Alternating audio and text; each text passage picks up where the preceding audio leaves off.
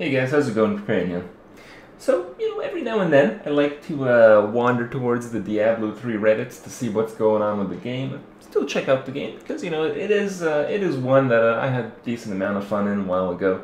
And one interesting thing that I saw is this article. I don't really know where it's posted.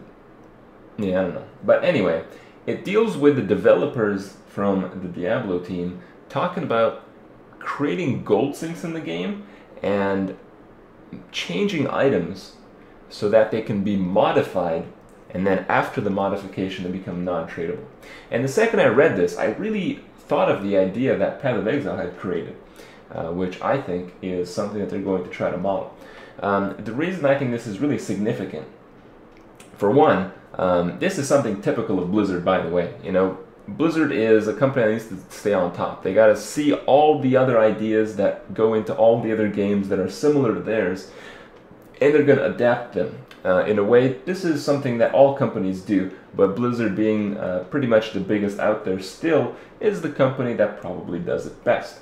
This comes back from even World of Warcraft. When I was playing Dark Age at the time, I thought World of Warcraft was the biggest Dark Age ripoff I've ever seen in my entire life. I couldn't believe they didn't get sued. But, turns out I didn't really know what I was talking about back then, because this is just about what every gaming company does nowadays. And I think it's a really good change that they're looking at this kind of stuff for the Diablo genre. The reason I'm saying this is I think the item modification tools that exist in Path of Exile, personally I haven't seen them before in an RPG, and I don't think I've seen an economy as good as the one in Path of Exile.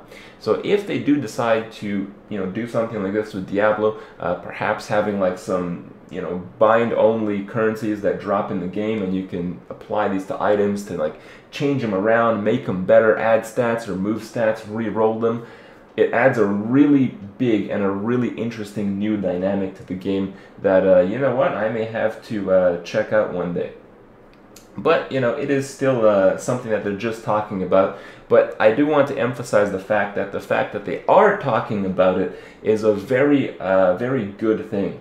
I've seen Diablo 3 over the patches, and not a lot has been actually improved with the game.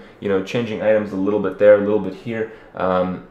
It doesn't really appeal to me much, and I don't think it appeals to many other people that have once quit Diablo much. A lot of what they have are fundamental issues, and this is one that I do think is being tackled in this way, and I do think it's being tackled in the right way by taking a few parts of the other games out there that may have a pretty big edge, especially conceptually, compared to Diablo 3.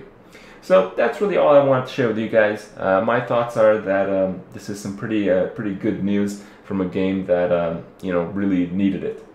So pretty good stuff. Hope you guys, those of you that are still playing Diablo 3, are at least as excited as I am about the talks that they've been having with the developers, and maybe when the expansion comes around, Diablo 3 will be pretty enjoyable again.